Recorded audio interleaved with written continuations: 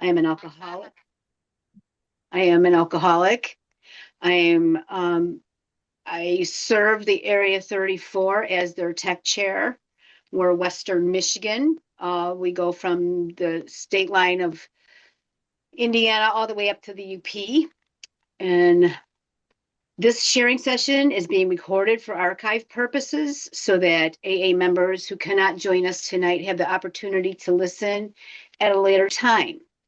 Would you please join me in a moment of silence as we open this meeting with AA's Declaration of Unity?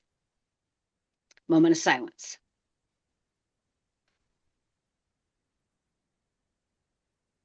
Declaration. This we owe to AA's future, to place our common welfare first, to keep our fellowship united, for on AA unity depend our lives and the lives and the lives of those to come. This text sharing session is in our, hold on a second. These text sharing sessions are an opportunity for us to share about how technology is being utilized, growing, and changing throughout our fellowship in today's digital world. The idea of these sharing sessions sprung from a chat between a few alcoholics at the 2023 National AA Technology Workshop, NAATW. There seemed to be a need to gather more frequently than just our yearly tech event. So here we are. None of us are experts in technology. We are all still learning and growing. We currently have 4 people on our steering committee and would surely welcome more. If you're interested in helping coordinate and keeping these sharing sessions going, please reach out to us. Please be sure to keep an eye on the chat tonight. We'll be sharing links and useful information there. Don't worry if you miss anything. We will send out the links along with tonight's audio recording shortly after, about a week after, to our email distribution and contact list. If you're not on our email distribution list, again, please reach out to us. You can reach us at techsharingsessions@gmail.com. The Text Sharing Session Committee does have expenses. We appreciate any contributions from AA members to help keep us self-supporting. Again, the link is in the chat. Tonight's topic is AA email systems, the good, the bad, and the ugly.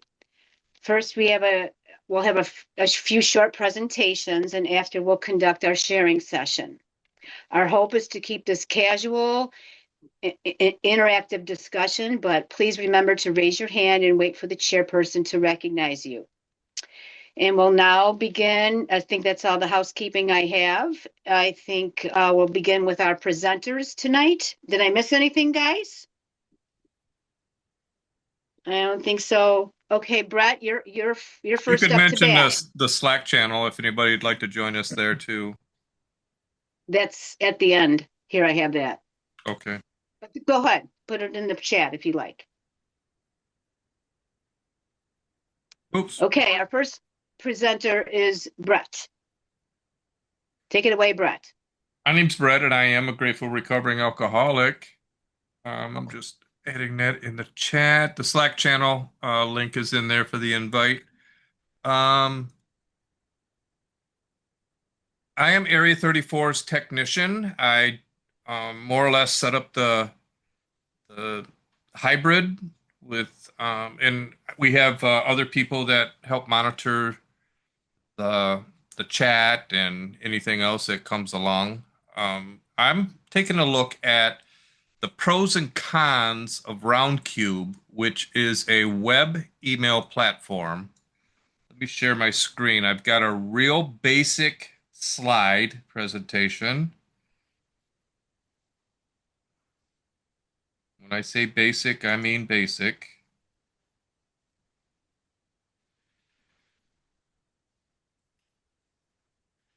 Pros and cons of RoundCube web email platform. RoundCube is a free open source web-based IMAP email client offering a desktop-like experience via any browser. Let me slideshow. Let's do it this way.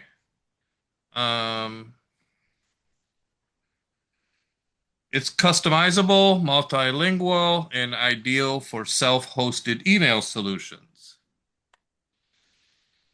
Pro, user-friendly interface. RoundCube's intuitive modern design includes drop and drag or drag and drop message previews and customizable layouts, making email management accessible for all users. Another pro, it's cost effective and open source. It's free with no licensing fees. RoundCube is lightweight and customizable, allowing full control over your email setup while minimizing hardware costs.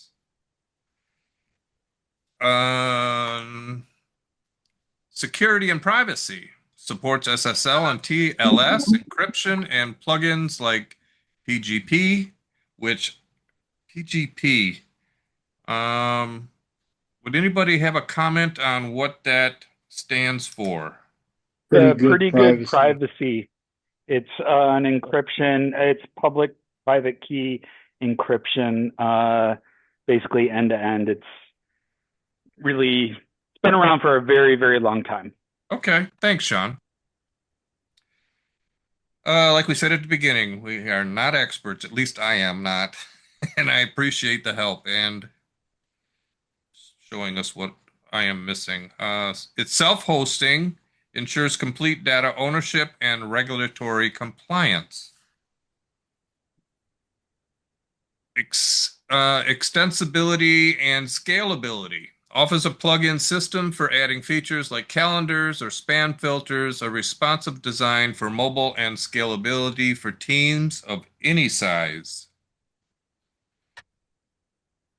Maintenance and updates. This is a con. Past vulnerabilities require regular updates to stay secure. Updates may introduce breaking changes, demanding ongoing maintenance. Another con. Setup complexity. Installation and configuration require technical expertise, making it challenging for users without IT knowledge to set up and manage. Limited advanced features. Lacks built-in advanced tools like robust calibration features. Some users find the UI less modern compared to platforms like Gmail. Limit on emails sent per day across all accounts. The free version limits the number of emails the domain account can send per day, with 18 domain accounts that can be very restrictive at times during the month. Yeah, I mean, the secretary, when we were using this, the secretary would send out 300 and some odd emails with the minutes attached, and we had a blast that also needed to be sent out that day before assembly, and it just wasn't going through, and we didn't know why. And we talked to um, um, the people at Bluehost, Bluehost. yeah, and they said you're restricted per day on sending emails. So right away, I mean, that was a no-go for us, let alone some other cons that we had. Using your own app to sign into RoundCube. If you want to use Outlook, Gmail, or Apple Mail to get my domain service mail, there are procedures that I need to know. Using this method is also very slow to send and receive. Like if you want to set up, put this onto your Outlook, you got to go through the mail client manual settings or try and do an auto config, um, web live email, iOS, are going through the Apple Gmail or Apple Mail. And we found that when when we were sending email from the actual web platform, it was, pretty fast. But when you did it through the actual app, there was such a delay, and sometimes it wouldn't even send. It was horrible, very unreliable when you use a third party um, application to use this web based email. Conclusion: RoundCube is cost effective, secure, and extensible webmail solution, but its setup complexity and maintenance needs may not suit everyone. Evaluate based on your technical requirements. Has anybody else use this round cube. What it is a free. They give you like four choices with Bluehost on what free web-based email you want to you can use using your domain. As like for us, it was area34aa.org as the email.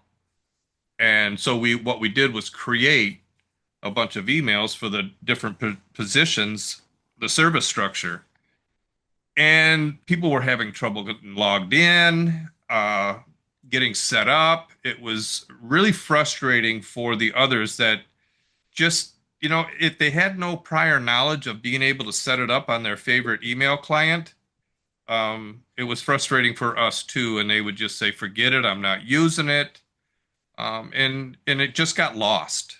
So we ended up going over to Google Workspace and actually paying for it. We're in the process of a 501(c)(3). It just got passed, so we're hoping to be ready in January with the Google Workspace and add like district DCMs and if they want it. We just love that system, at least for now. Um, but that's it. That's all I've got, anyways. Okay. Um, April, do you want to go next? Sure. I'm April. I am from Area 39, which is Western Missouri. Share. I am not very techy. It says send request, so I can share my screen. Yes, we're So all still learning, so it's okay. perfect. Okay, so I think this is where I'm at. View.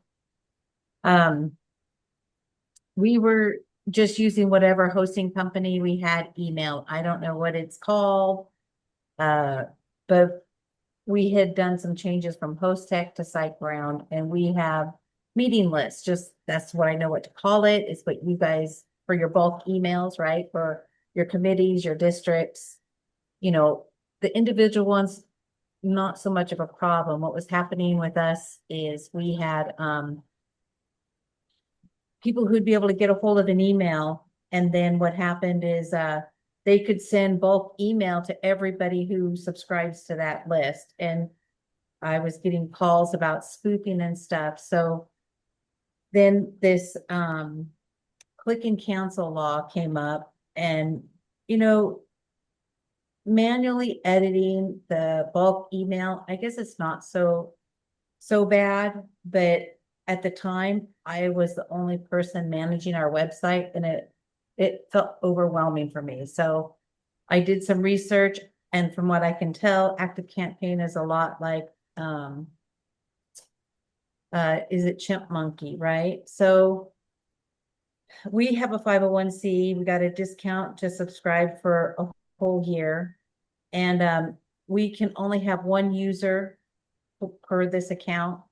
And I feel like we are all trusted servants, and we may and with so we have an email admin who creates these emails, and also the secretary, treasurer, chair, a delegate.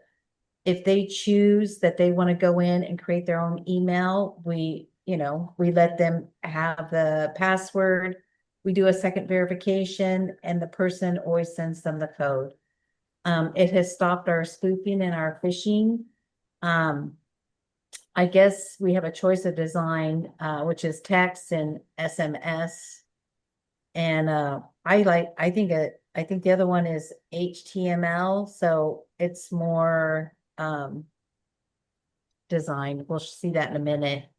And then we can click through the data, which, previously when we took over last year, we had delegates who were wanting to know, like, are people even opening my email? We had a district where they said people weren't getting the person's email. And so long as we use those other bulk emails, we couldn't track, but now we can track.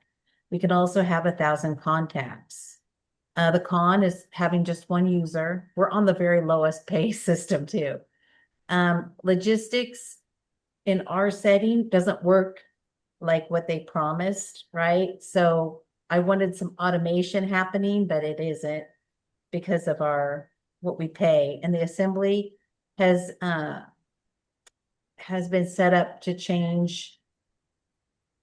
Well, the assembly doesn't like that they don't have control of their own bulk email. In some districts next to their other districts, they would say, oh, we're going to do a bulk email to this event we're having. And they would just go ahead and just send those emails. So we're learning not to have so much control. And if people request it, we just send it. But we have also lost people wanting to even use the email, and that's mostly districts.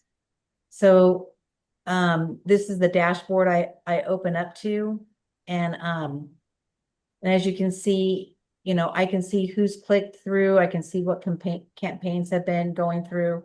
This automation I set up, big waste of time because we don't pay enough to use the automation. I can get reports, and it's what we've learned here is with these reports is I get to see what emails aren't good, how many people want to unsubscribe. And I go through about every 2 or 3 months and I look at the unsubscribes, and I just do it in one click. So the pros is I like to see the click-throughs, and there is an algorithm. They show me, I guess, an algorithm that how soon do people open? What are the favorite days people open? And there's a 90-day report. And I can start looking and see who's using what. So I can see the email client list. The majority of our users are Gmail, but we do have others, right? And this isn't to be supportive of Google or anything else. It just gives me an idea like who's using what, and it's coming across on their devices and they're able to open it, but it's just other information. So another report weekly, is our highest days where people open are Saturdays, Thursdays, and Mondays. And if we were to pick a time, we know that they open their emails. Number one is 10 a.m. 9 p.m. is the second one, and then it goes 9, 11, and then these are the other ones.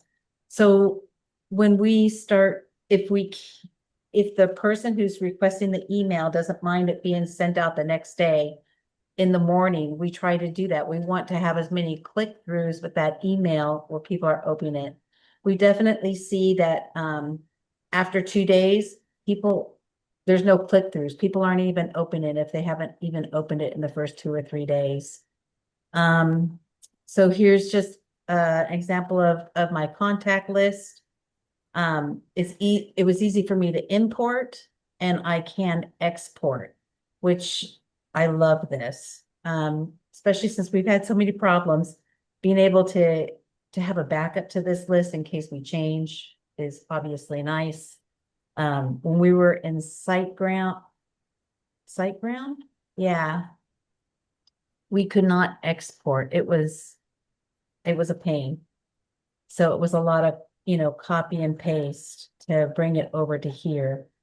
And I think it helps rotation as far as a committee, and we have admins. I heard somebody else talk about different IT jobs. We just call them admins. So we have an email admin, and this has been pretty easy for her. And she also she's a wizard at Excel. So she does data for hotels. So anytime I'm wanting to look at something, she can pull things and I can ask her about stuff. And so she does this. What is this? Export. It's just, I've done it for these committees. The CP person our CPC committee wanted to know who was in there. Different districts, especially when we had new rotation. I just pulled all the emails I had for those contacts. So when they started their new committee, they could see if those people were coming back to the new rotation is what they were asking for there. Contact list. So it's kind of a filter system for because I'm just talking bulk emails here, is we create a subscription. It's for committees, district, and members, right? And it's how we have it broken down. And then from those, we have who's a member, right? Is more like a GSR, DCM. They go on the delegates list, the members list, the secretary, and the treasurer's list. And we let people choose whether or not they want to unsubscribe from any of those lists. But when they subscribe, we always put them on that members list. And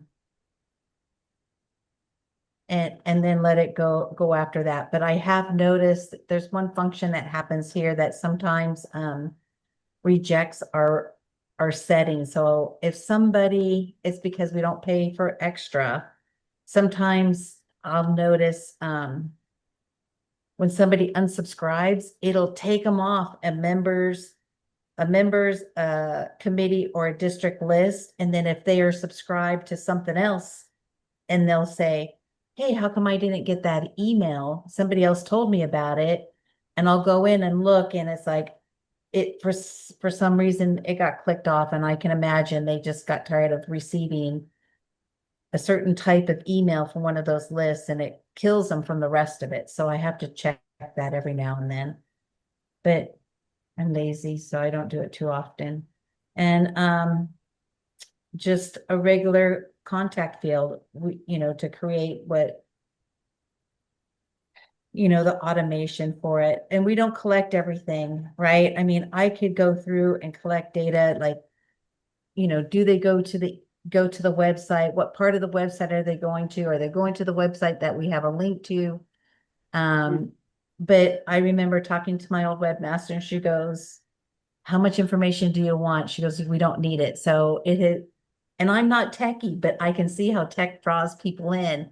The more information, the better. And it's kind of a relief that she kind of pulled me back from wanting to collect information, because all it does is play with my head. It doesn't do any help for the people we're trying to serve. So here's my, the subscription, and I have these posted everywhere on our website. And I let people select, and that's pretty easy. The website form, what does this do? I opted out of the confirmation. So if people are afraid of I don't know what it is, but like a second verification. And what I know with AA is people don't want to be bothered with an extra verification, or what'll happen is maybe this will go in their junk mail. So they'll subscribe, and then they won't see this verification. So we opted out on it. And content. So there is a space here. So somebody mentioned earlier, like PDFs and documents from the secretary, like short minutes, long transcripts, all the reports. What I've noticed is you can't have over, I forget how many megabytes. You can't send over so many megabytes. So we have a deposit here under website content where we can drop the files that they want, and then they learn how to attach it, and that's what goes into the email. So that makes the send a little bit faster. Track citing, that's what I was jumping ahead, I guess, to, was the track citing. I don't get into that right now. Just like Sherry told me, she's like, how much information do you really need? And so I don't need that much. And these are they call them the emails, they call them campaigns. You can do a text, which is going to look just like a regular plain email. And you can load a PDF, but it's limited, right? Because they don't want emails to be kicked back. So they have something called an HTML builder.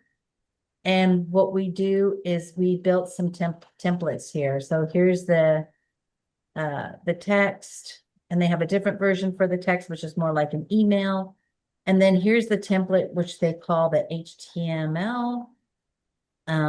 Anybody who's techie is probably going, oh my God, she doesn't know shit, but you're right, I don't. So this is just what I've learned. And so we do it for the committees. We did some for the districts, but the districts did not want to use a second person to send their emails. So they're not using this system. That's a downside for us. We would like it to be inclusive for our districts, but they're refusing it. So, so here's, update from GSO from the delegates corner. We picked out a template, and when we send emails, this is what it would look like on the cell phone. A committee, this is what it looked like, how it attaches. If we're doing the text, this is the HTML builder. We can preview both, but once I choose a text, I have to delete it and start over if I decide I just don't like it, or the person. And we can let the people who are ordering the email, we can let them do the preview too if they like it or not. So it usually takes, if somebody wants to send out a bulk email, except for the secretary, the chairperson, the delegate, they all have access to this if they want us to show them how to use it. But we ask to have 2 days, to be able to send that email. And that's just due to our schedule, right? We have meetings to go to, we have 12-step work to do. This is just a different type of service work. So that has been a big frustration, I think, for a lot of districts is sometimes they don't want to send it's not that they don't want to, they want to send their agenda when they're ready to send the agenda, and the planning ahead isn't so fluid. So reports. What did I think about here? I did this thing a long time ago when I first thought about the presentation. About active campaign, because I was really frustrated with a lot of things. Not the way the system works, but it's not been received well by my assembly and the people who want to use it. So if I can send a report, from an email, the person who asks for the most reports is probably the delegate. He likes to see who's opening those emails and what is the click through. And I think it's curious because they spend so much time doing service work for us.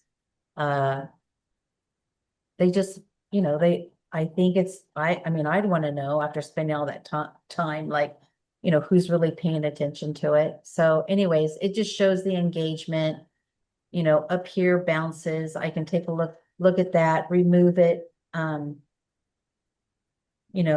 take a look at the unsubscribe. So out of this list here, this was technology guidelines meeting.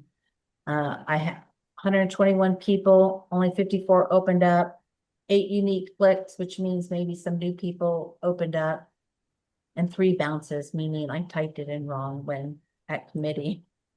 And this was new. They can also send, I guess it's a variation I haven't tried. It's more like texting. And so, but we don't collect phone numbers, so that doesn't do us any good. And my last thoughts on it, this is our template for our committee. So again, the cons is our trusted servants want to be in control of their own emails. Some don't like it, which makes me question, is this an unnecessary expense? It's about $144, I think, a year.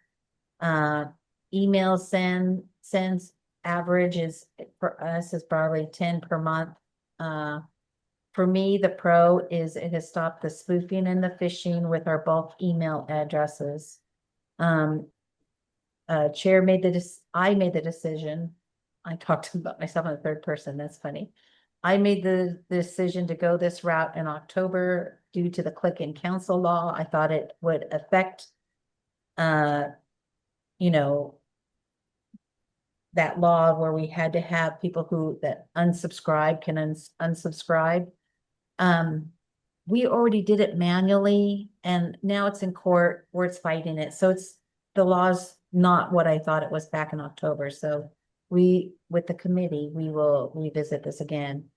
And personally, as a tech chair, we have other admins. It gives a service work to people. I think service work for other people, it helps them being active not only in our committee, but hopefully they will be rotating on to either a secretary or an alternate chair. So I like having admins and lots of work for this committee.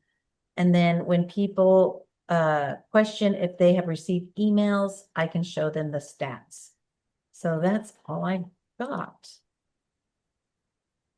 Okay, well, thank you. And we will have questions after our next presentation, which I believe is Brian from Area 15, which is South Florida.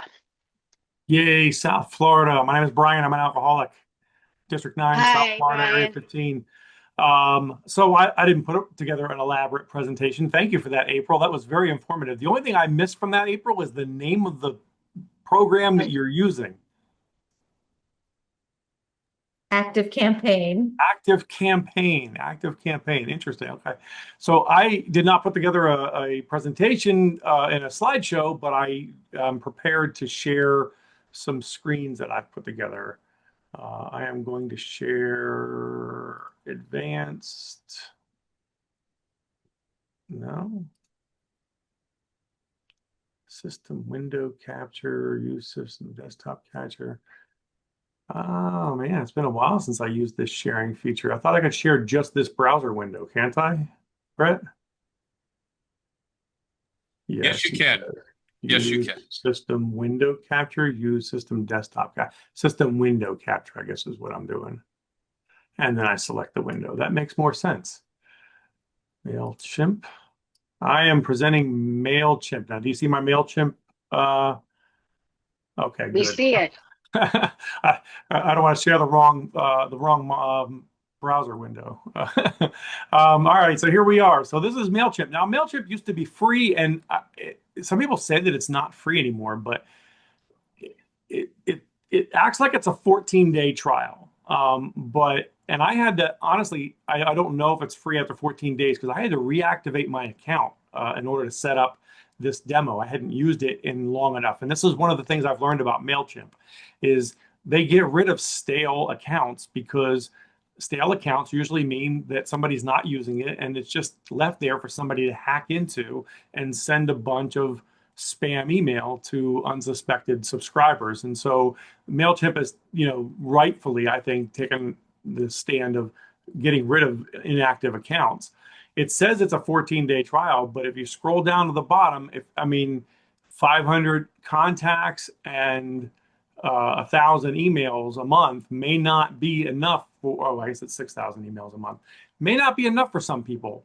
But if, depending on how you're using it, and of course you can upgrade to a paid account to get more. This is a plan that, again, used to have a lot more features in the free version, but it's very easy to use. Once you establish your account and get set up, it even pulls in images from your website. It annoyingly logs me out.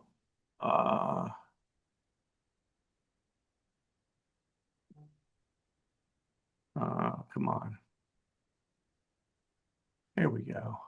It's going to send me a two-factor authentication code, though. No, it's not. Okay. It's dead simple to use. It'll scour your website for images and logos and things like that to be included in your emails if you want. And it makes it easy to manage lists of subscribers. You have lots of options to group those subscribers or tag those subscribers if you want to send some emails to some of those subscribers and some to others. I don't have a large audience in here. I had to rebuild just from some of my home group members. And I set this up for my home group really quick for this demonstration because I lost access to my old account. But you basically you're building a campaign. Here's the home screen. It gives you some basic information about your campaign. The key things here are audience. That's where your lists are. I have more people in the list, but I've segmented this list to just show some anonymous users, but all your users would otherwise be here in this list. And it shows their status, whether they're tagged.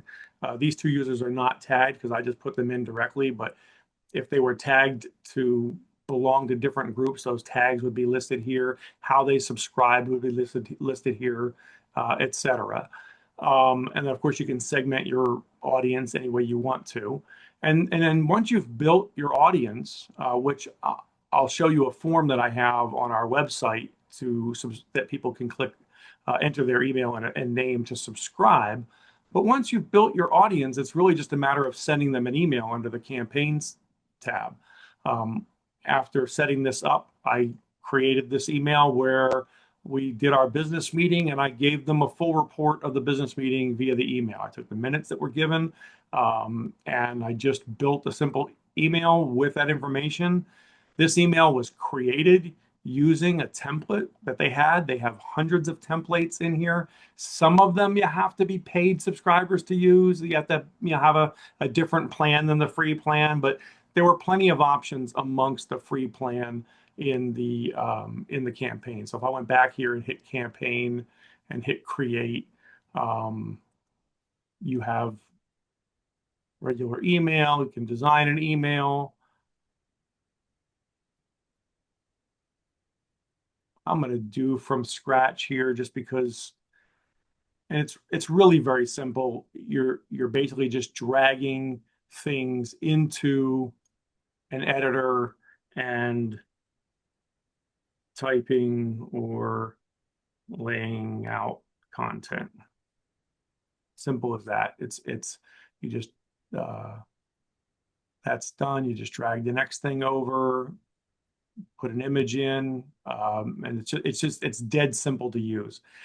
You can view the way it looks in mobile versus desktop right up here, which is important because I don't know about your area, but around here, young people, they don't use computers anymore. I am just absolutely shocked at how few people have a computer. So building emails for mobile is critical because people just they may have Gmail accounts, they may have Yahoo accounts, but what they don't have is computers. They're using tablets and phones, and most of them are only using their phones. And so I always make sure that email is going to look good on mobile. It's the primary audience. Let's see. I am going to no, I'm not going to save it as template. You can save an email as a template. I probably should have done that with my other one, but save and exit. The other thing that I wanted to show was how to build a form. So here's my campaign. That's my second email campaign. So it just lists the campaigns here. All the emails that you sent just get listed here. It shows you the analytics here really quickly. I promise you the one click on that email was me. Nobody else read that email. I found out today. I did a beautiful job sending my home group members an email and only had 4 of their addresses in and only one of them clicked on it. Here's our website for our home group. At the bottom of this site is a simple form. Oh, is that supposed to be an email? Yeah. Email roger@yahoo.com. That's not going to go anywhere. And they subscribe and that's it. They subscribe and if it's a real email address, they'll be on the list. I'm not sure that MailChimp has the option to disable two-factor. I think it's a mistake. I think at one point you got to be really careful if you don't have the option for them to verify their email address. MailChimp knows which email addresses have been verified And by verified, that means that they've sent an email to the user and the user has clicked and agreed to be on the list. And if that's not the kind of list that you're building, you can run afoul of some email regulations and get your account locked. So just I wanted you to be aware of that. Even if there is an option to disable it, it may not always be the best thing to do. To set that form up, it was dead simple. I use Divi Builder. I know that there's lots of different mail builders. Most people use Elementor. I'm a longtime subscriber to Divi. You get your API key and you stick it in your email account. MailChimp is one of the providers. You're going to find that most templates or form builders that you will plug into any WordPress website are going to have some kind of ability to interact with different mailing list providers. You can see all the ones that are listed here. MailChimp is one in the list. And you just get your API key out of your account. You go to, I think it was Profile and Extras and API keys. And I actually have my browser window sized exactly perfectly to not show my full name. And you get your API key, or you create an API key and you stick it into the form, and Bob's your uncle. You are, or Bob's your mother's brother, as an Aussie friend of mine says. And you set up your form to automatically subscribe people to MailChimp. And you can QR code that form and put it on a sign if you're at an event or your district or area, and make it really, really dead simple for people to quickly subscribe to your mailing list. It's just an overview of how MailChimp works. It is dead simple, although its costs have increased over time and its features for the money have decreased over time. So it's not everybody's best option, but it is still a free option or a low-cost option that will work for some areas and districts. So thanks. Thanks, Brian. Divi, I got a question. Does Divi have a cost attached? Divi has a cost attached. Divi is a paid website theme and builder. It's inconsequential to me because many years ago I did a lifetime subscription and I use it on just about every website that I have. So I paid like 300 and change, and I got a developer subscription that was lifetime. And it doesn't give me everything that they offer, but so Divi does have a cost attached, and even that's more expensive now than it was when I originally purchased it.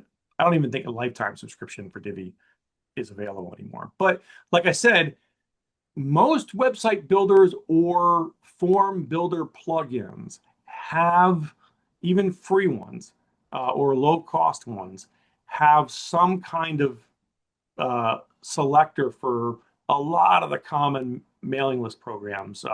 Constant Contact and MailChimp are the ones that come to mind for me, but there's lots of others that you just grab an API key from your account and stick it in there, and it registers that to that. You know, once you register the account, you can select which list you want to put in. So if I had 20 lists in my MailChimp account, once I got the API key in there, it'll list the ones. I can create a different form for each one. And by the way, you saw on my form, all I was capturing was an email address and a name, and I wasn't requiring a last name or anything else like that because I want the list to be anonymous. I want people to have zero resistance to subscribing just to get our minutes from our meeting. You can be more elaborate with that. You can create the fields in MailChimp and in your form to capture as much or as little information as you want. So. Can you please unshare your screen, kind sir? No. Thank you. You have anything else? Brian? No, that's it. Somebody's commenting that somebody else uses MailChimp and they do have free, that free account is for real. Even though it says 14 days, down below it says it's free for 500 email addresses, 6,000 emails a month. It is free. So. Okay. Thank you to our presenters. The one thing we did not cover tonight was Google Workspace for email. And I think that's probably a pretty much an entire session, which we've had that in the past. And I think probably it could be another presentation coming up in the near future.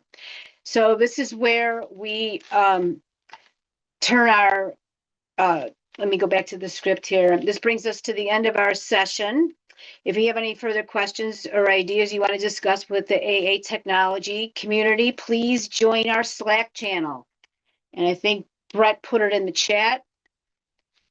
We like to start engaging with conversation there and get people, chatting there. So please feel free if you have any questions or you want to start a topic, please just engage.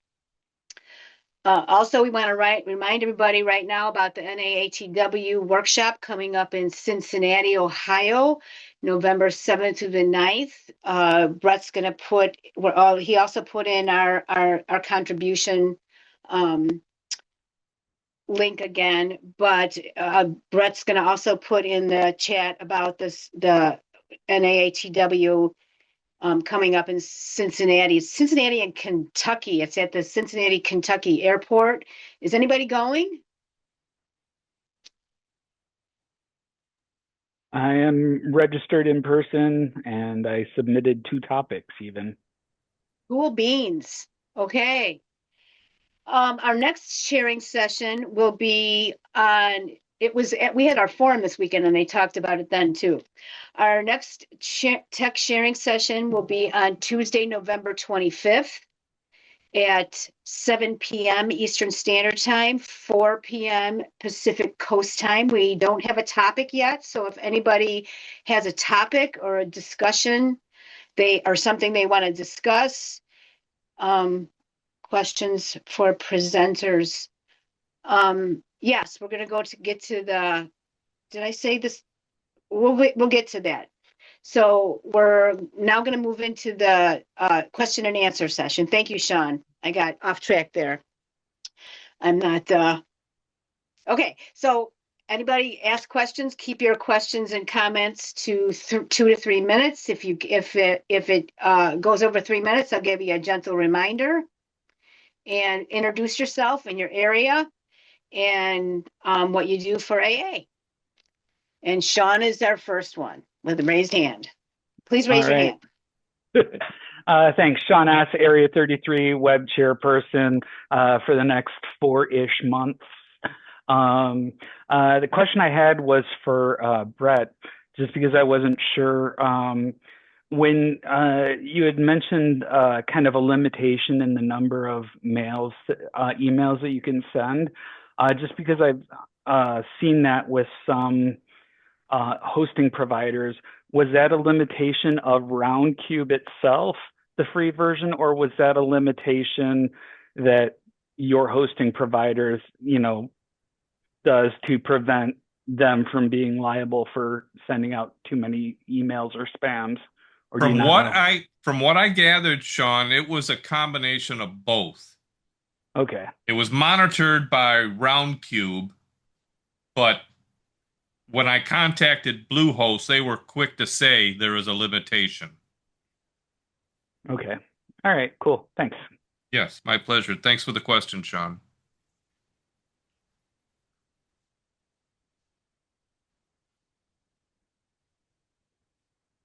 There's a question in the chat. How do we join the next tech session and when is it again, please? Okay, we'll let you know at the end of the question and answer.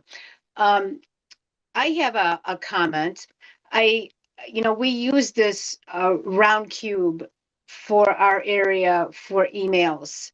And we talked a lot about tonight about the back end of it and, the admin aspect of it. But we had a lot of resistance from the users from the area the area chairs, the committee chairs, and even the officers didn't like using it. So we switched to Google Workspace. And most people seem to be familiar with Google. And so I know we didn't have a presentation tonight about Google, but I'd be interested in anybody's thoughts about that. Christina. Thanks. Hi, everyone. My name is Christina. I am an alcoholic. I am currently serving as BC Yukon Area 79 website chair for Panel 75. Um, I, so I'm just going to kind of share something and then throw my contact in the chat because it's it's probably going to take up too much time to have a discussion, but I am I've been asked to do a review of our email subscription for our area officers, and currently we're using GoDaddy, and it's quite expensive. And I think I was driving for the first little bit of the meeting, and I think I kept hearing 501c, and I think that's related to nonprofit status. That's something that we don't do here. And anyway, so I've been asked to look into like a more affordable option. Um, but trying to keep in mind that it's accessible for current and future trusted servants, so it's not so out of reach that people need all these requirements in order to just serve. The other piece is we are currently using OneDrive for our area officers to store and share information, but we only have one login. So it's we're not really feeling like we're being too honest with one login with 14 users. So I've also been asked to look into that. And I'm just looking for ideas. So if there is like a combination of storage and emails, that sort of thing, I would just love to hear any information that you have. This feels super overwhelming to me. And even talking to our paid website developer, he's like, it is overwhelming. So if he's saying it's overwhelming, I'm a little bit worried about diving into this. So appreciate any help that you may be willing to share. And thank you so much for the presentations. I hope that the presentations will also be included as attachments in the Slack channel. Thank you. Oh, Brett. and I'll put my contact in the chat. Great. Brett. Hi, Brett, alcoholic again. In our experience, we were experiencing the same thing with emails. But as far as storage, you can create a free Google account and you can create folders for the storage and give access to the people of each individual chairs. And then they would only see that file. And if they want to share, I mean, that's a workaround. I don't know if you can do that with OneDrive. I've never worked with OneDrive. You might be able to do the same thing, create permissions to certain folders. But that's how we had to work around. We had we ended up having to add a little more storage to that one account. I think it was $2 for or $10 for 2 terabytes or something a month. You don't even have to go that high. You could do a terabyte for $5 or something. I don't know, but you can look into it. And I hope that helps. Because the email system, correlates with the file system, and it just takes you down a that rabbit trail of, the rotation with the emails. And, so we just became a 501c. And this last year, we were paying Google, what was it, Brett? $1,200 a year. $1,200 a year for each email for the officers and the committee chairs. So now, with Google Workspace, you not only have an email system, you have a drive, you have sheets, you have, oh, Forms. forms, you have all kinds of stuff. And with a 501c, and I don't know what Canada does with charities. I mean, maybe you can look into that, but Google Workspace is free to 501cs. And you can have And multiple emails. yeah, And you have a drive and system where each chairperson has a drive, but then you also have a sharing drive, which you can drag folders into or files into, and then that particular organization owns that file. So if someone deletes a file on their computer, it still stays within the archives of the organization. It does not get deleted. that's what happens when people use their personal emails. Everything gets lost, everything goes away. And at rotation, you're losing all those files. So with the Google Workspace Area 34, or whatever area you're in, owns those files.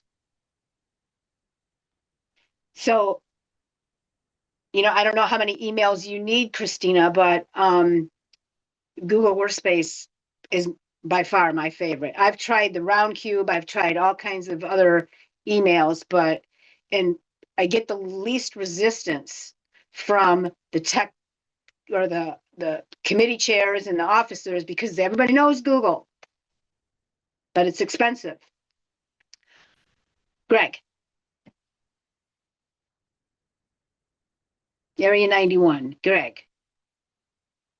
Hi, everyone. I'm Greg, and I'm an alcoholic. Just to portray some information, we're using HostGator for our provider, and they've offered unlimited email addresses along with unlimited email as well. So I got 30 plus email accounts that I'm managing, and that also uses Roundcube in the back end, and I had the same reaction that you did, right? Nobody liked it, nobody could use it, nobody could figure it out. So this is I found a solution for that. I'm using Thunderbird right now for that. It's a free app. You can donate to it if your area is inclined to do that, but they have a desktop version and a mobile version. And I spent, after the rotation happened here in January, I probably spent 2 or 3 weeks training everybody on Thunderbird, and I haven't had a complaint or an issue since. Well, I've had one, but that was more of a Microsoft issue. So Thunderbird is, sorry. That's okay. That's another email platform. Right. Thunderbird. Yeah. And it's been working good. So I'll put that in the chat. yeah, I just wanted to let everybody know. So thanks. Leslie, Thunderbird is an email program like Outlook. It's an alternate. It's a POP3 SMTP email program that you can install on your computer or mobile. Roundcube is usually provided by cPanel hosting providers. cPanel automatically installs Roundcube, and sometimes those limits, I run a professional cPanel server. Sometimes those limits are not stated, like they might say it's unlimited, but they might still cap you to 200 emails an hour or something like that. So there are domain limits sometimes that are not in the advertise. You sign up, it says unlimited emails, but it might not be. There might be a throttle. You might only be able to send 100 an hour or 200 an hour. So just FYI, your mileage may vary no matter what your host advertises about their web hosting. Sure. Yeah. I haven't had an issue yet, but thanks for the heads up on that. Yeah. I'm getting a lot of, in the chat, I'm getting a lot of contact me's. What we would like you to do, please, is send us an email with your contact information and who you are, so we can't really collect all these emails in the chat. So it's what is our email again? techsharingsessions@gmail.com. I'm going to There post you it in the go. chat right now. Okay. And so if you want to get on our distribution list, or you want information, or you want anything from us, join our steering committee, we would love that. Just email us. Anybody else want to share? Talk? Feel free. Hi, Sean. go ahead. Go, Sean. Hi, I'm Sean, still serving as Area 33's website chairperson and still an alcoholic. I'll just put this out there, just because it sounds like there's some interest in this. I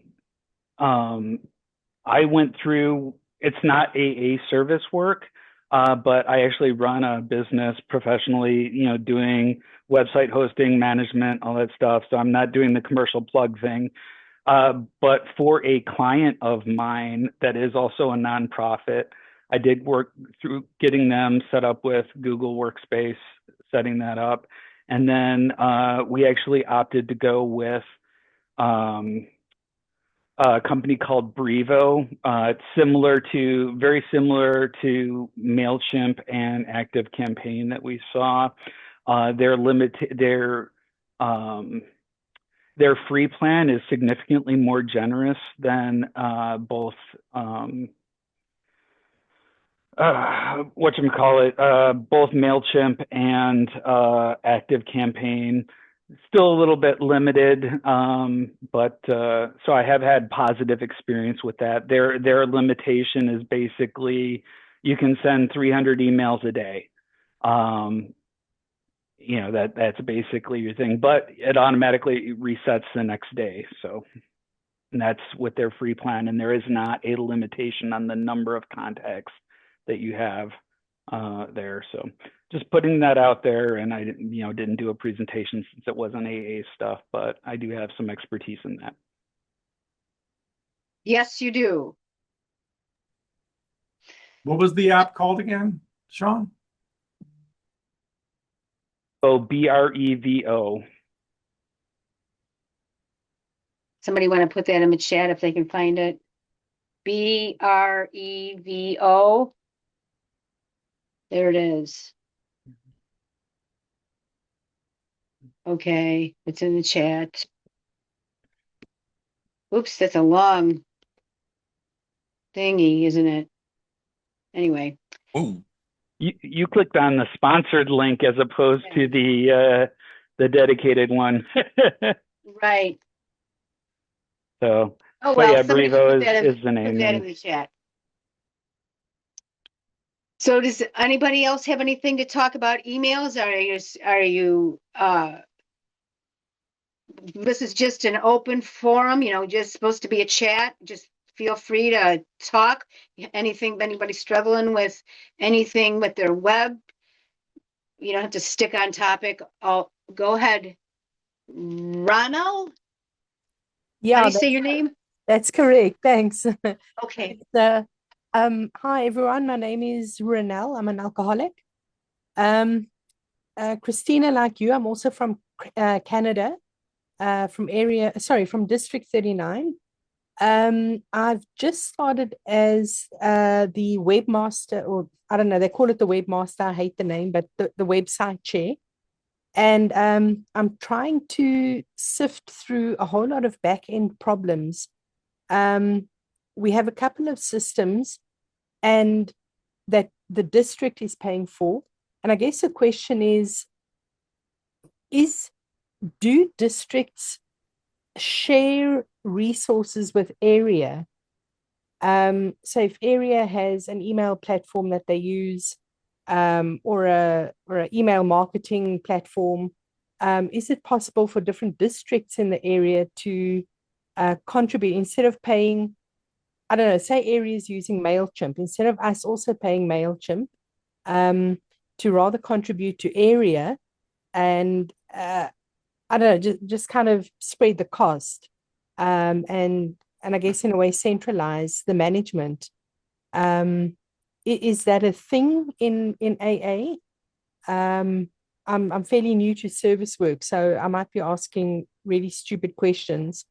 Um, but I'd appreciate just some feedback on that.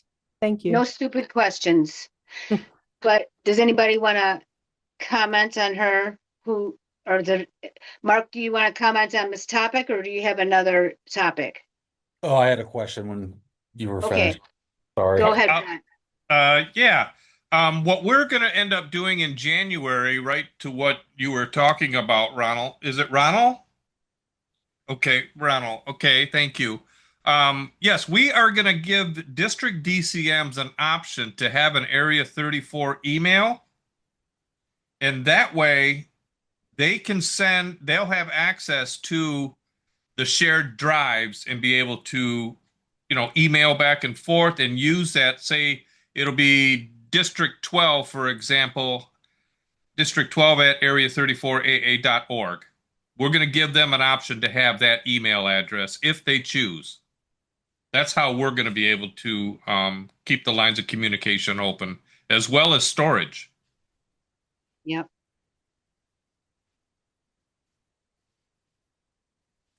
Does that make sense? Yeah, that absolutely does. Thank you, Brett. My pleasure. Yes. Go ahead, Mark.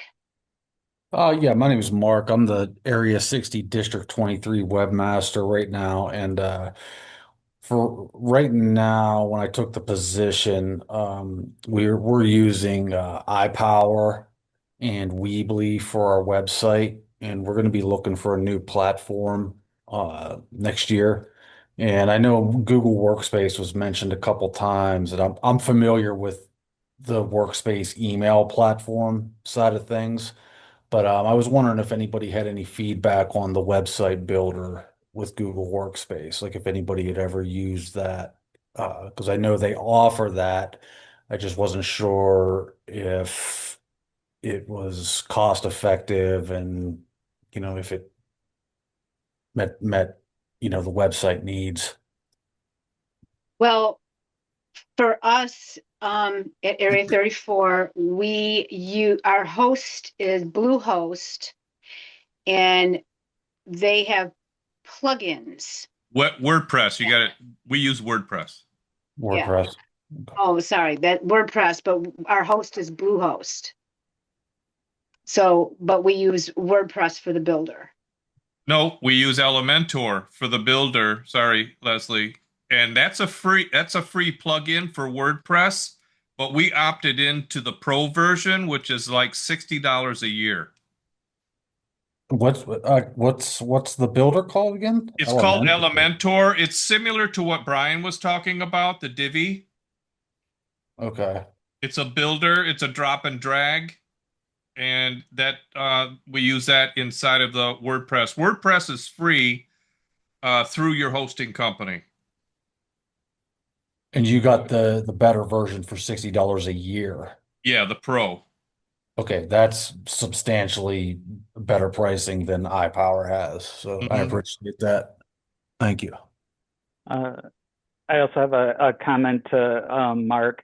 So I think if I remember correctly, you were kind of asking specifically about Google's site builder, which is technically Google Sites. Is that kind of what Right. you were asking about? Yeah, I mean, Okay, realistically, I was looking for like any suggestions because I have looked into Bluehost before, but yeah. I've also looked at the Google Sites. I just wasn't familiar with it. But being that it works with the email. I've dabbled with it. It basically relies on Google Drive for storage. I would personally, I wouldn't consider using Google Sites for a public facing website. I would Okay. feel comfortable using it as more of like an intranet for internal communication if you guys have bought into Google Workspace, for email and all that stuff. Okay. But it could probably make do as a public facing website, but it's not what it's designed for. Okay, thank you. That answers that question. Thank you. Go ahead, April. So there's a lot more smarter people in here than me, but it has been brought up about general purpose licenses. And I mean, Sean actually spent a lot of time with me to discover about our old site. So we finally built with WordPress, much easier. It works so much better. But the long run now is looking at, I've heard other people talk about this general purpose license, right? And buying maybe a lifetime membership or lifetime thing for $300. And then I guess not having to pay that $60 every year. So it would end up paying for itself. Does anybody have an experience or can help me understand it better? It's something that I'm not comfortable recommending to my committee or to my assembly at this point. Just because we're getting the new website, I'm always out to save money, but I just don't quite understand it. You know, do I end up paying for stuff anyways? So that's my question. Mark, do you still have your hand up, or you have your hand up again? Or is he frozen? He's Okay, that's good. Does anybody want to answer April's question? I'm an alcoholic. My name's Linda, and I serve as tech chair for Area 46, the state of New Mexico. And yes, April, we do use the GPL vault. I think it was 3 something for the total. So I use it for Events Calendar Pro, Elementor Pro, and another pro that I can't remember right now off the top of my head. But yes, it does offer reduced price, so it isn't recurring every year, and it will pay off within, I think I figured out 2.5 years. So it was definitely worth it. Thank you. Greg. Hi again. Just a comment for Mark. I'm also dealing with an area that doesn't want to spend any money. And if you find a host provider that offers WordPress, WordPress comes with Gutenberg.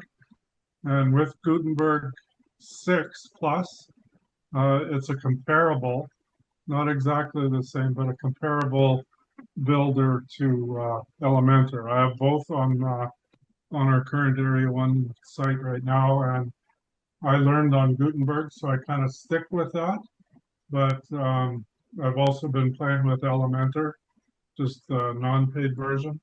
And personally, it's just a personal preference. I'm not saying anything other than that. I personally like Gutenberg better.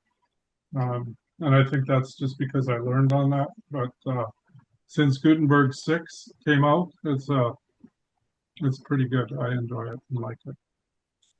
Thank you. Ronald. Hi again. I've just got a question. I think it was you, Leslie, that mentioned GPL, the general purpose licenses, I think it was.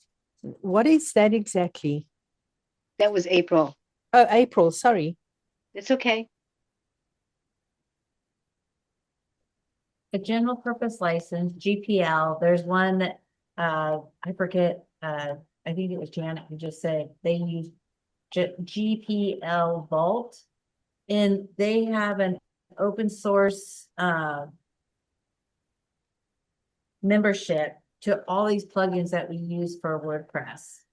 And so, like she said, they built their website with Elementor Pro, and with their Vault membership, they don't have to pay an annual fee of $60. They just paid that one-time lifetime membership, and they can use that plugin. And they like Event Pro. Like right now, I have a free event, but it does start to seem to add up. I like to try to do an interactive map, right? So I do I pay $60 for a one time, or do I add that $60 with these other things I want to do to build with the website into a GPM? So I'm trying to see what do we need, but we just moved over to this new website, and I haven't broken down in my head or with my alternate chair, like what do we think? I mean, we're going to present it in September, and so we'll hear more, and maybe that can help us create a, I don't know, something to inform the committee. That's it. Go ahead, Brett. You have a comment? Yeah, just for reference, I put the link gplvault.com in chat, and I'm also adding it to the document that'll be available in the archives.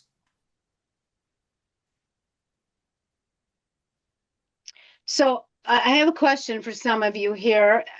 Maybe you can, I've heard of some areas that outsource their website and some that don't. How many here have outsourced their websites?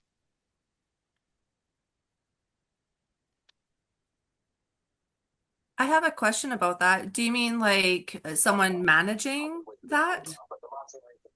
Or someone Someone building it. creating it and managing it. So we do, Area 79, we have the website developer who is also a member in Area 79. And that's new. And we thought it would be better to go with someone who is in the program. Mhm. And but we have a limited budget for them. So they are often putting in probably more time than what they're getting paid for. But that's their contributions, and it's been a huge help. Huge help. April, Yeah, April, we're kind of off topic, but oh, go ahead. Area 39. So we had purchased from another company that was recommended through somebody else 2 or 3 years ago. And we had a glitch in our event calendar and was something else. And it was written in Gutenberg. I mean, it should have been solid. But then I was noticing these things, and I talked to Sean, who's in here today, and he spent hours helping me go back and look through that code. And what it was a fishing expedition. And what we found out is it was written in a really old code that this company would always have to update. We'd always be obligated to them. And finally, I mean, Sean gave us a lot of information about, there's a way to transfer it over. And finally, we decided just cut our losses, build from the top, bottom up. And I truly now believe, just like I said, I'm not techie. We got this done in probably 6 weeks. And I truly believe this is a rotatable website for a rotatable position. And we have enough people that helped us build it to be a good resource for the next committee chair. We don't have a webmaster, so I'm more comfortable with what we have now than what we had before. Part of it was the hook that they installed in that website. I mean, the last person you got a member. These people weren't members of AA. And we researched also to maybe have somebody else build it. But again, that was going to cost us like another $6,000 or $7,000, and our area didn't have those funds. So I think we've done okay. I mean, that's not great, but it's okay. And then we copied it from a couple of other areas that helped us along too. So that's it. Interesting. Mark, Hi, Mark, Area 58 IT support. So we did outsource the building of our website to another company. There was a lot of controversy about that because nobody in the General Assembly was aware that the company was owned by one of our members. And that person ended up becoming an officer in the on the area committee at the same time as we were putting in a new motion for a maintenance contract for them to maintain the website. Well, that runs afoul of our 501c3 rules. So it potentially could have caused us some problems with the IRS. So there's some conflicts, potential conflicts if you have your 501c3 filed and one of your, or the committee that, or the company that you're going to for your website is a member of your committee. If they're not a member of the committee, it doesn't matter. But if they're a voting member of your area committee, then it becomes an annulment, or I don't know, I don't think I'm saying that right, but it's a conflict of interest issue. And Wow. that led to a revamping, or actually creation of a conflict of interest policy for our area, and some financial bylaws being added to our area. So there are some problems with using in-house paid web companies, but on the other hand, a paid web company knows exactly how to build a website. They have all the tools on hand. They have the experience. I mean, we've been lucky that our IT committee webmaster, she herself works for a different company doing web services. So, you know, she was able to help us find a third party company that had no association anywhere with AA to be our new maintenance company. And we disentangled ourselves and made sure that we were clear for the IRS. So if they saw that as soon as we were aware of a problem, we cleaned it up. But it's a potential issue, and you need to pay attention to it if you have a 501c3 for your area. Interesting. Very interesting. Brett. Yeah, real quick. I've seen some really terrible things happen when someone is contracted out. One, they can't get a hold of somebody. I mean, you got to do your due diligence on the company for sure, which hopefully you are if you're outsourcing. But yeah, I mean, this is a position that gives people a service position. Um, I understand if you're not able to find tech to be able to do it or even fill that position. Um, I don't know. I'm just really on the fence about outsourcing. Not only finding the position, but when you do, it gives accountability to that service position. Even if you have to spread it out between different positions, as April was talking about, I love that. We're trying to do that as well. We've had districts that all of a sudden their site is down and they can't get a hold of the person that's doing it, doing the website, let alone it being an AA member like people had talked about. I mean, it's tough. It's tough. It really is. And I'll leave it at that. Thanks. Sean. So yeah, I actually have experience with both sides. When I moved into the web co-chairperson now almost 4 years ago, we were in a completely outsourced model where we were paying a web agency. What I looked at and saw was kind of outrageous service fees, and it was very much like Brett described. They were not, number one, they had done a custom site, which basically kind of guaranteed job security for them. It kind of locked it in where they used plugins that they had their agency license that, so we were kind of locked in, and we ended up having to do a complete from scratch rewrite and bring it in house. We're now, about 2 years past bringing it in house, and we are now faced with on the eve of our first kind of transition to a new web chair.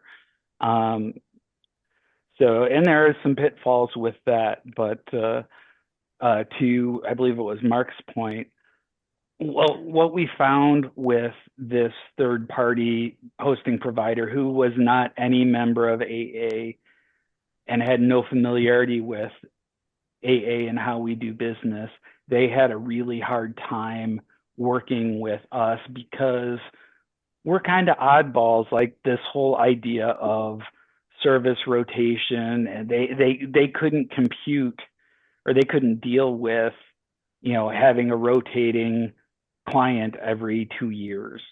um, and I still get stuff addressed to, or not still, but when I took on the role of chair, I got stuff. Hi, Robin, blah blah blah. Who was the web chair from 2 years ago? So if you do choose to outsource, highly recommend outsourcing to someone who is at least familiar with AA in the program and some of the uniquenesses of our rotation and structure and doing business with us. But to Mark's point, someone maybe outside of your own area, because having a paid neck to strangle is really handy, when situations go south. Thanks. I know I have we're almost out of time. We got about a few minutes left, but I have where my sponsor lives, they outsource their website and they pay every time they want something updated. It's crazy. So I'm just, Brian. I just want to say real quick, I just feel like the simplest way around all of that is, I mean, it's a website. It represents your area or your district, and it should look good. And it seems to me like paying somebody who will, I mean, if you can find a way to pay somebody that will build you something that is dead simple to maintain, a couple people mentioned the Gutenberg plugin, which is always going to be supported by WordPress going forward. It's not a third-party add-on. It's not, that's a great way. If somebody is familiar enough with Gutenberg to build a beautiful-looking website, it would be dead simple to maintain going forward because it's just WordPress. And so my advice would always be, even if you want to pay a designer, which makes sense, pay somebody with specific stipulations to build something that's dead simple for a committee member, web chair to maintain going forward. And I think if you stipulate all that up front, you can get exactly that. Okay. This brings us to I already read this once, didn't I? This brings us to the end of our steering session. I kind of read that one I shouldn't have. There's repeating. I know. This brings us to the end of our session. If you have any further ideas, questions, or ideas that you want to discuss with the AA community, please join our Slack channel. We're really trying to get people involved with that. So, send us an email and we'll get you going. Of course, the NAATW. Our next sharing session is Tuesday, November 25th. We don't have a topic yet, and we don't have to stay necessarily on topic. I like the way, we got through the email thing and then just had a real casual chat. I like the interaction with everybody. It's a real good group tonight. It was really good. Let's see, what else do I have here? Any other announcements? If anybody, you guys want to join the steering committee, right now it's Brett and me and April and Brian. So if anybody else wants to join our steering committee, we would welcome you with open arms. Anybody has an idea or wants to pick a topic for next time, let us know that too. Brett, you have something to say, I see. You're mute. It just popped up on me. Sorry about that. I just wanted to mention right now, because the topics have been coming in kind of slow, we are on a quarterly session now. So keep that in mind as well. So our next one will be September, October, November, December will be our next. I thought it was November. November, didn't we? November. That's right. That's right. I'm sorry. November 25th at 7 p.m. Eastern time, 4 p.m. Pacific time. Christina just asked, what are the responsibilities of the steering committee? We're still figuring that out. So come join us. More or less, we're looking for topics, and Yeah, we talk about the next session coming up for the most part. yeah. Go ahead. Can I ask one question about that for topics? It just dawned on me. Maybe I can ask when I meet with my district committee chairs next, or our voting assembly is coming up in 2 weeks. Maybe I can ask the group what kind of Great. topics they need help with, and maybe bring that back Yes. to Sure. Love yeah. it. Okay. Yeah. Thank you. And when is It our goes next for everybody steering else, committee too. meeting? When is our next steering committee meeting? Do we know? Not yet, but we'll post it Okay. in Slack. Okay. Novi, you have a question? You're You're on muted. mute, dear. You're on mute. We can't hear you. Obviously, I'm not a tech person, right? Anyway, I am Area 57 secretary / registrar. I tell you what, I've really enjoyed this to just hear, because we have MailChimp and we have a lot of things, and we just recently have a committee that's being formed. And I was told, sit in on this and listen. I wish more of us as secretaries and district, I wish more would do that, because this is really helping me. I think I know more about. I was surprised how I even knew some of the stuff that you were talking about. So I'm I'm really grateful. Thank you very much. Thank you. And the registrar is so important for tech. It's just really important. Yes, great. Yeah, All right. Are there any more announcements anybody has for the good of the group or AA as a whole? Brett. Brett Alcoholic again. Sorry. I just keep in mind too, this isn't just for techies. This is for people that want to just learn. I mean, we are here at all different levels. Totally. All are welcomed. Okay. Thank you, everybody. Thank you to our presenters. And let's close with the responsibilities declaration. I am responsible when anyone, Anyone, Anywhere, anywhere, reaches out for help. the I hand of want the AA, hand of AA always to be there. that For that, I am responsible.